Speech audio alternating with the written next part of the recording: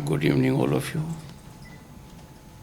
Honorable Governor of Uttar Pradesh, Srimati Anandiben Patel,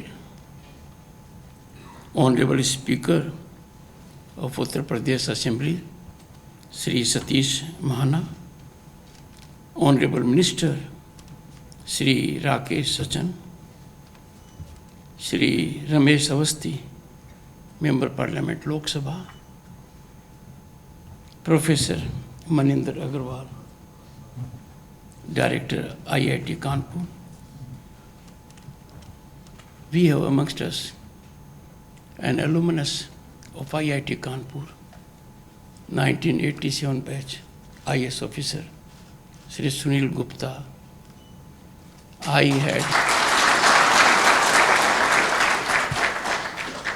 had the great benefit of his counsel while being Governor of the State of West Bengal and now as Vice President of the country.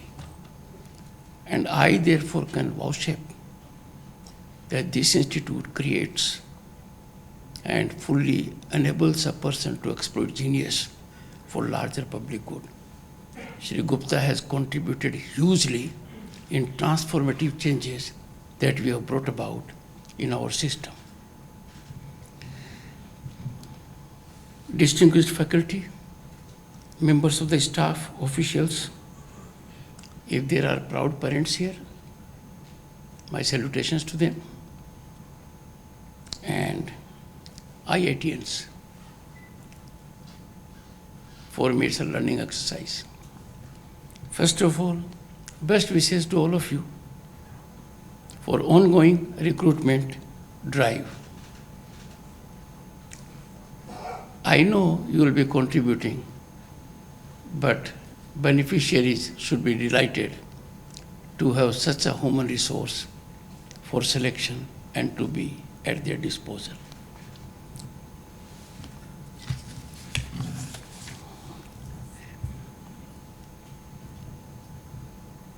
Well, for me, it's a great moment to be at this institution in its 65th year of excellence. A boy from the village, Rajendra Lunaich, from my district, came to this institute. He passed out. He was not on my radar. But when I went to the US, I found this IITian had created an empire LCC, Lunaich Communication Company. He was one of the 24 people who came to India along with President Clinton. And then it was a soothing experience when I met him and others that now you have changed the landscape of India's human resource. There was a time when we could never imagine that any one of us will be having some presence in Silicon Valley or other areas. And what a 360-degree turn. There is no global institute now, no global corporate that doesn't have your presence. This illustrates the capacity building that takes place here. This illustrates how useful you are wherever you go outside when you take a jump in the outer world. Now, it happened during those times when India was a different country. But now it's a nation with hope and possibility. Now it's a nation on economic upsurge. Now it's a nation with phenomenal infrastructure. Now it's a nation whose performance in sea, on land, in sky, or space is getting global accolades. I recall my days when I was a minister and a member of parliament in 90. And the spectacle I saw did not cheer me. It was a despondent situation. Things have dramatically changed for you. And therefore, there could be no better ecosystem available to you now. You are fortunate to be getting education at such a world-class institution. You are equally fortunate to belong to a nation that is having its presence in the world as never before. You are fortunate to live in times where developed nation status for Bharat at 2047 is not a dream.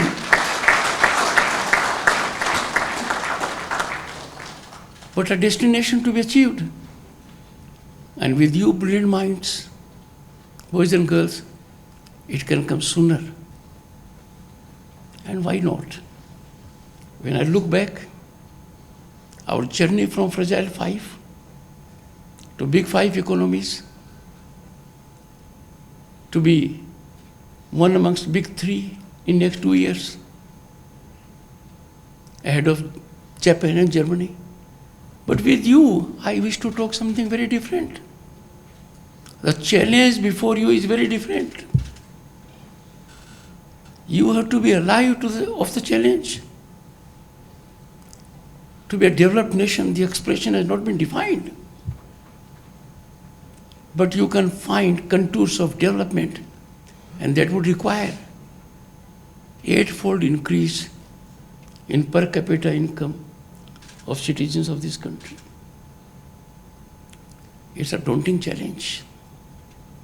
Unless we do it, we will not be able to negotiate our journey to that level. And that comes only through innovation. As mind is to the body, innovation is to the growth of a nation. You will find, boys and girls, people who can execute an idea. But to ideate, to innovate, is very different. And what I have seen whenever I have been to such institutions, I hold my head very high. Be it IIT Madras, amazing performance. Only 3 days back, I had the occasion to read about your institution. It was in one of the pink papers. I invited attention of Mr. Gupta while he was seeking to invite my attention to that. And therefore, you are special to this country. You are very special to this country. You will have many options before you. But then, you have to work very hard, because you have to change the lives of 1.4 billion people. We are home to 1/6 of humanity. And we have to be torch bearers to the world. When I met your director, I told him, sir, I'm meeting you for the first time. But I know of you as Governor of State of West Bengal, COVID.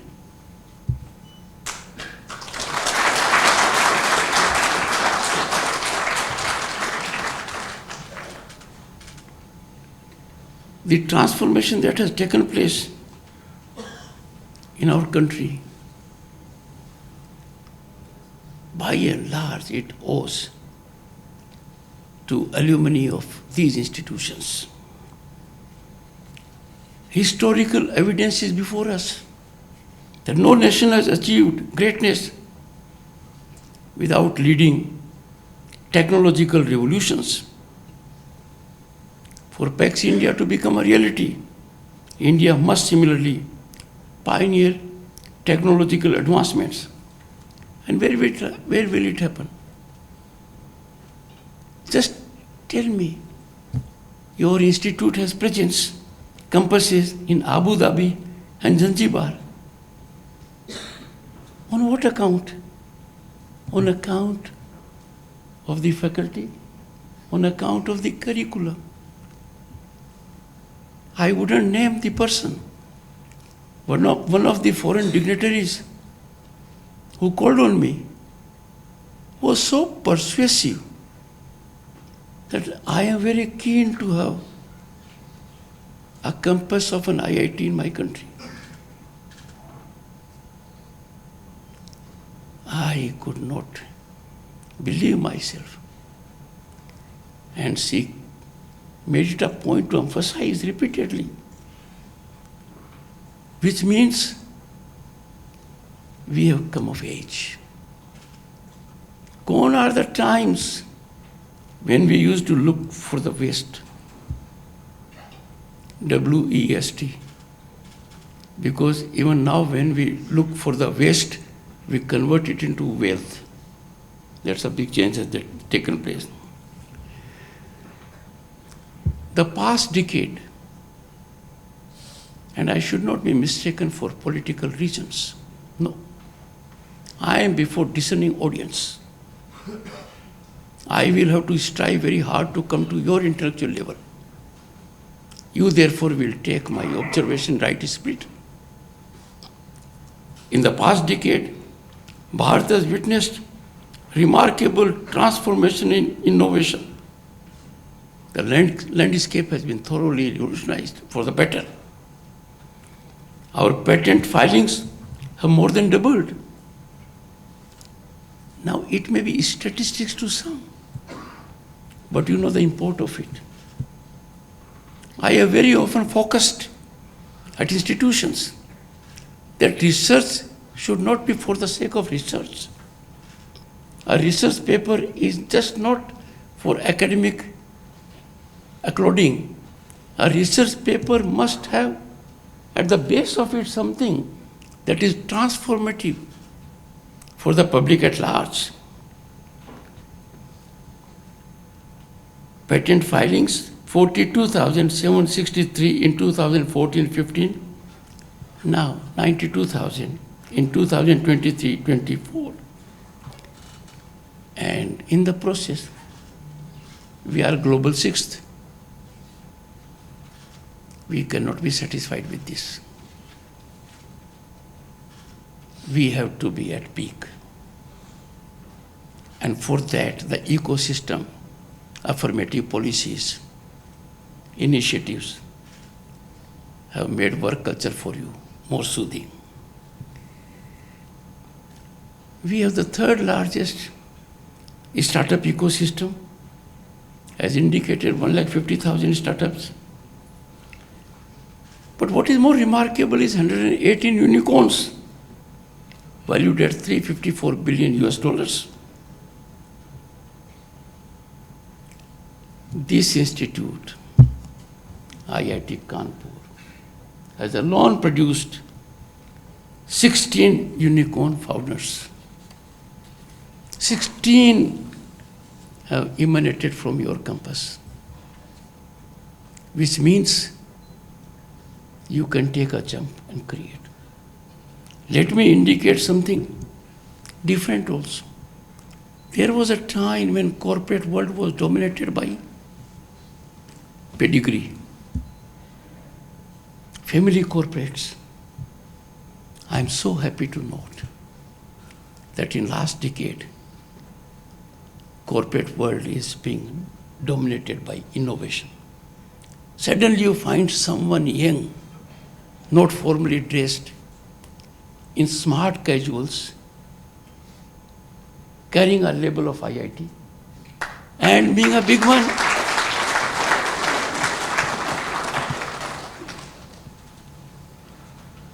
I would appeal to the industry, trade, business, and corporates, their associations, because their commitment to innovation has to be understood in proper perspective.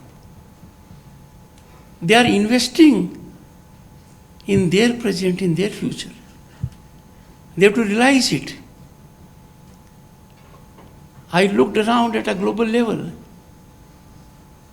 In the top 25, I could figure only 2 Indian corporates. To really bring about the big change we need, a change the nation needs, a change that will be for global stability and harmony. Because growth of India is prosperity for the world. That's our culture. Corporate commitment to innovation is strengthening. It needs to gallop. With BSE 100 companies increasing their R&D investment from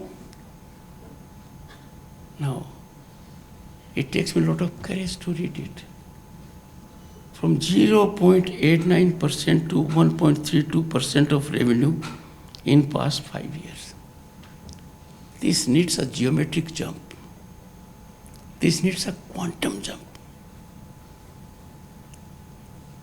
I am sure the director and the like and the alumni of IITs, they must converge on a platform. They constitute a pool of talent unrivaled perhaps on the planet. They are in positions of command in India and outside. For a long time I have been trying for a confederation of alumni associations of IITians. That global think tank not only can motivate the corporates, but can bring about a big change. I would be happy and delighted if director takes initiative by getting in touch with other directors that we have a confederation of alumni associations of IITs. Once those people come on the same page, and technology connects so easily these days, I am sure it will happen.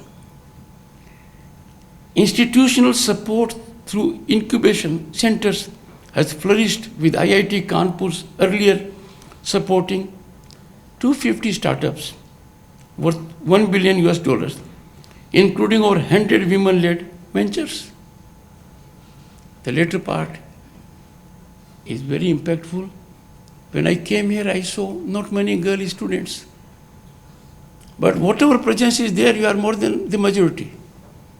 Big change is already taking place.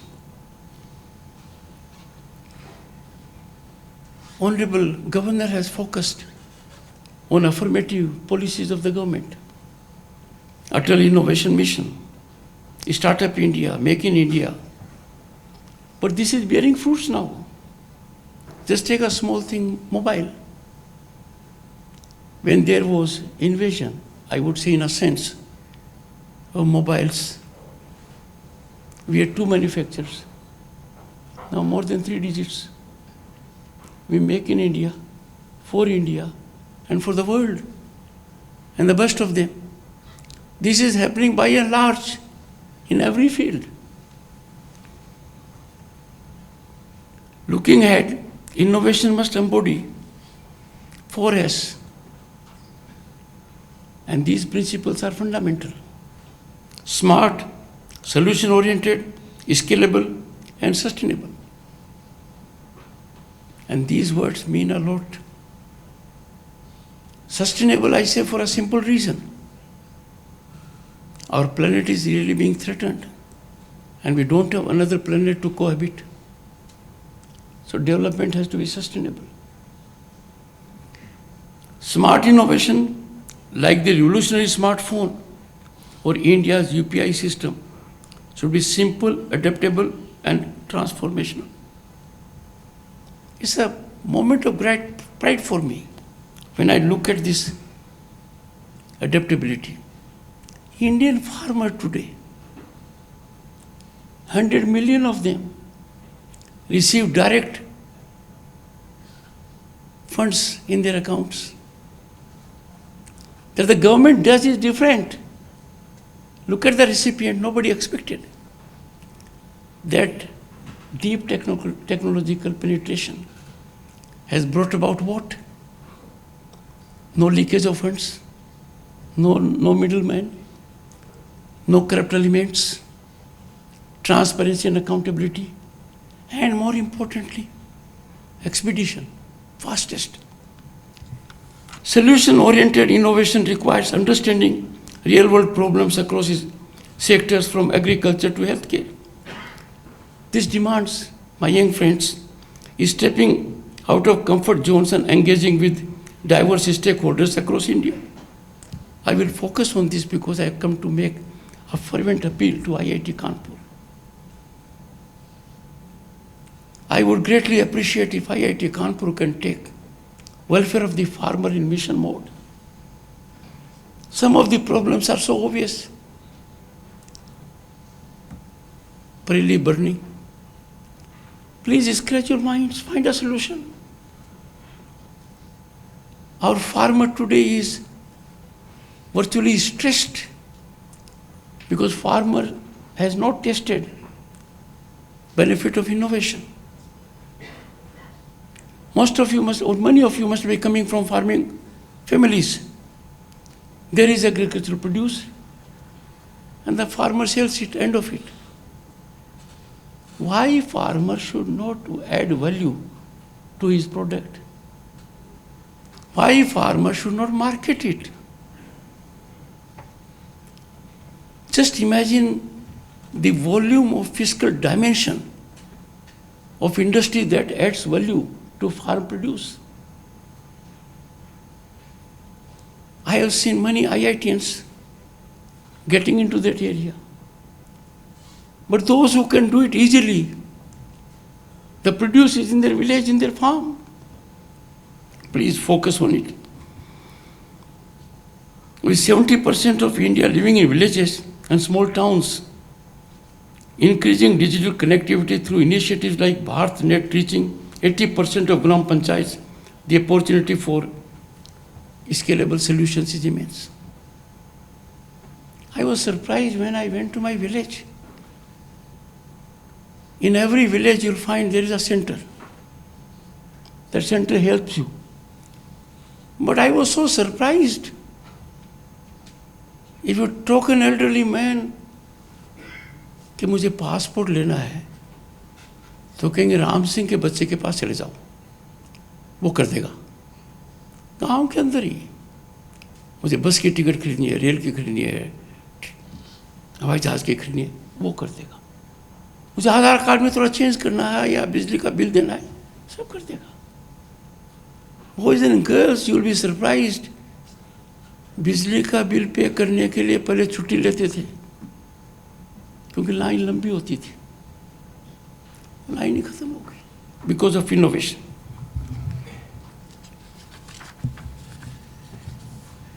It is being said that economy will get a fillip, it will get a quantum jump. It needs, and manufacturing innovation is particularly critical. We must progress from designing in India to manufacturing in India. Now this is a very critical area. And I have been saying repeatedly, manufacturing means we add value. We add value to our raw material. This is only a small facet of it. But how can young boys and girls countenance a scenario when you go to a port like Paradip, our iron ore is being exported without value addition. Someone holds control over that iron ore, finds it cozy sitting in a room to negotiate a deal, someone abroad. But in the process, our interests are compromised. No fiscal gain. Howsoever voluminous can be a justifiable premise to compromise with economic nation of this country. You must be extremely innovative oriented in value addition areas. Much is happening. If waste is being created into wealth, if raw material is emerging in various formats, It is on account of innovation. Boys and girls, sustainability must underpin all innovations, aligning with our civilizational ethos of living in harmony with nature. I know the trend is declining. It used to be fashionable with people who had fat pockets that we can use natural resources because we can afford. You are brilliant minds. There has to be optimal utilization of natural resources because that is premise of sustainable development.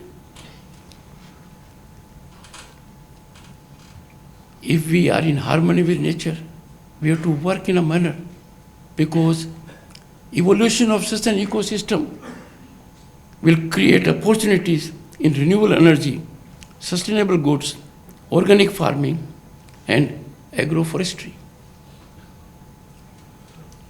Innovation should enable, as I said, farmers to adopt environmentally friendly practices while remaining economically viable.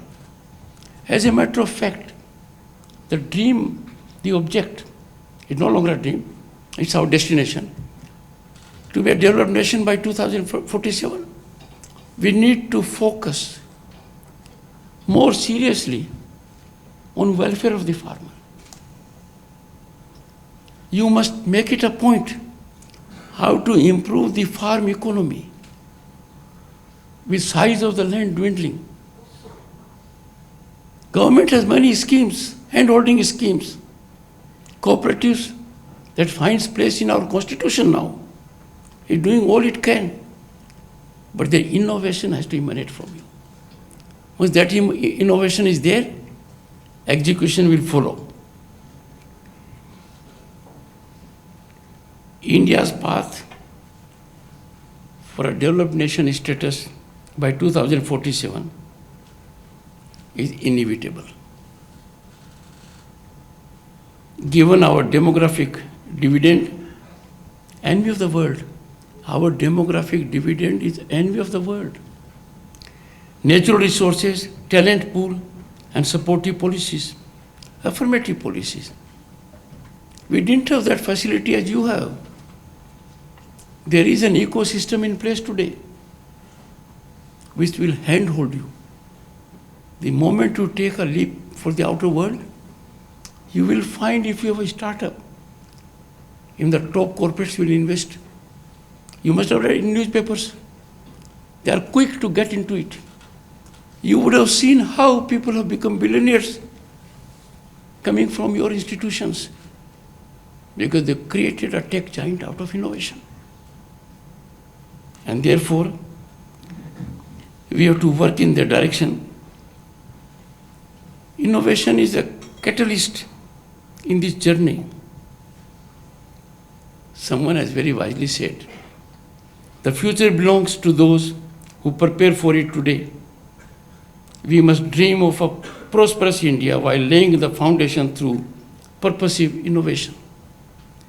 Now, I am very clear in my mind that everyone sitting here, the moment you got this in this institution, an institution of excellence, your family members, your friends, they got surcharged. Your families came to have a different reputation. It is not easy to get into IIT. This is one of the greatest achievement because it is a very tough competition. Now that you are part of it, you have now to deliver your part. IIT Kanpur exemplifies this is spirit through initiatives like its collaboration with Bihar hospitals using artificial intelligence to reduce infant mortality and thereby helping 40,000 mothers. Now, ordinary man is concerned not with innovation, with solution. So, any innovation which provides a solution catches the imagination of everyone. Can you imagine in a country like ours, where people live in villages, adaptability of technology has been so fast, giving us that edge in the world, that our per capita internet consumption is more than that of US and China taken together. And now you'll find every person getting used to making payments through digital mechanism. But look at the fallout of it on economy. Our economy is getting formalized. A formal economy is harbinger of ethical standards, of transparent governance. Those of you can find out from your parents who file income tax returns. It used to be quite a bothersome mechanism. Not any longer. All the transactions have converged. This glass is indicative, I must conclude.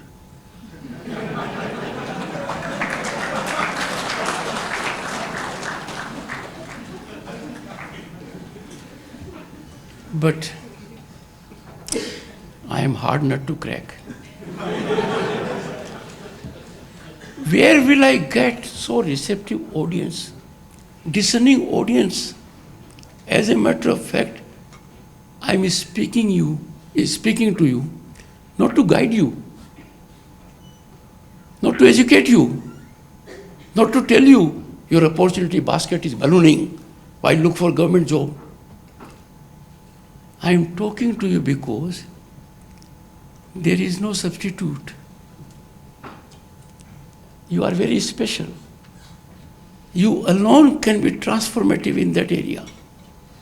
And once you be in mission mode, fired by the zeal of nationalism, always keeping nation first, then I am sure each one of you will start looking for a problem for which you will find a solution.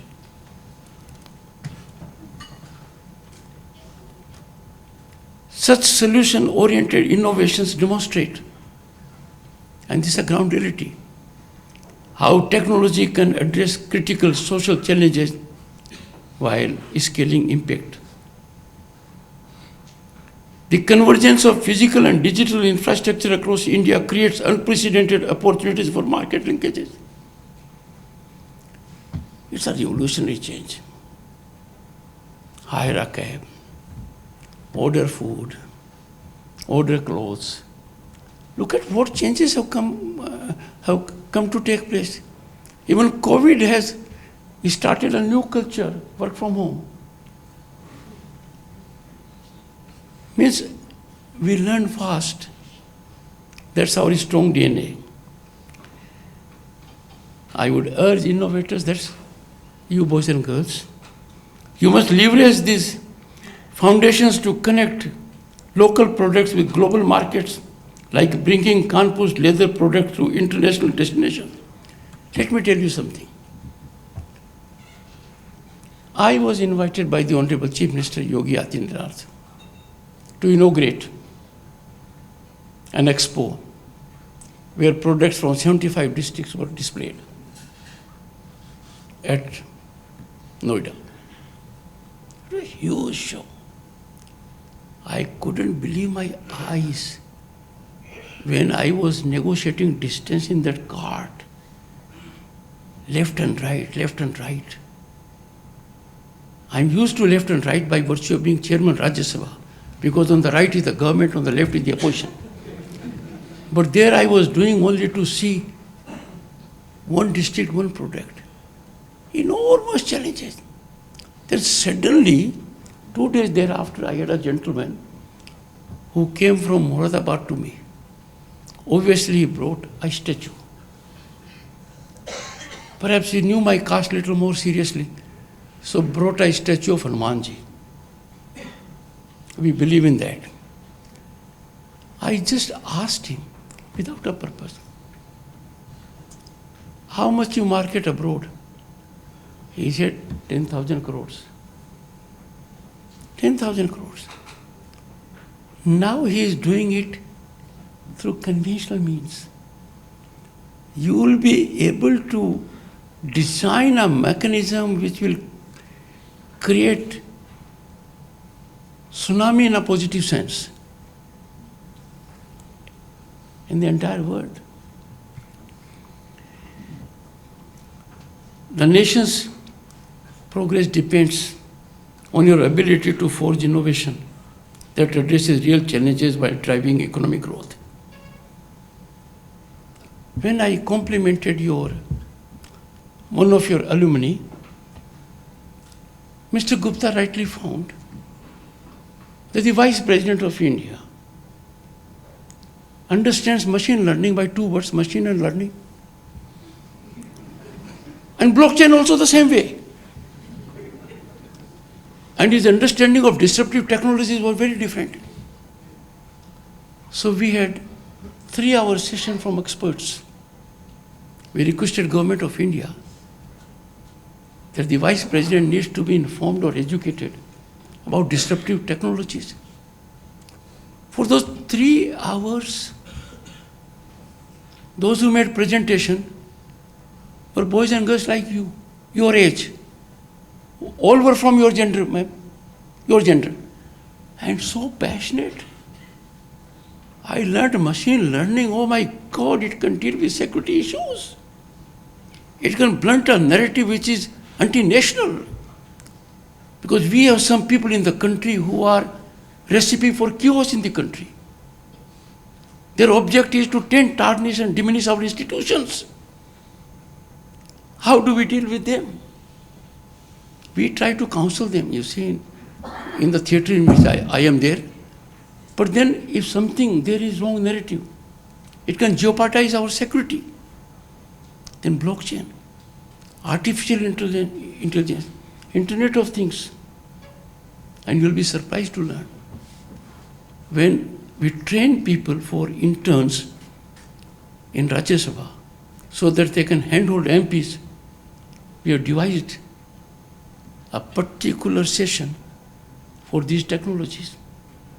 We like it or not, these technologies, disruptive technologies, are another industrial revolution. They have entered our office, our home, our working pattern. They are great challenges, and every challenge, according to me, is a great opportunity. Now, who will take on this challenge? And who will convert this into opportunity? You don't expect a man at my age to do it. Am I right? कुछ काम तो दादा को नहीं, पोते को ही करना चाहिए. और पोते तैयार है ना, पोते पोती. Am I right? So, when I go everywhere, Mr. Agarwal, I am sometimes concerned that national education policy was evolved, Hon'ble Governor was involved, IS Governor was involved. But are our Vice Chancellors, people at the helm of affairs of education institutions, aware of it? I am really perturbed on occasions because on one hand we have blue economy, space economy, but our boys and girls think they have no opportunity except a government job. So mark my one word, one observation. International Monetary Fund is accrediting us for what? That we are a favorite global destination of investment and opportunity. Are they doing it for government jobs? Then for what?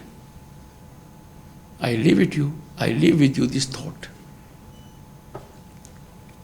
Those of you who happen to be in Delhi and wish to visit the new building of Indian Parliament are most welcome.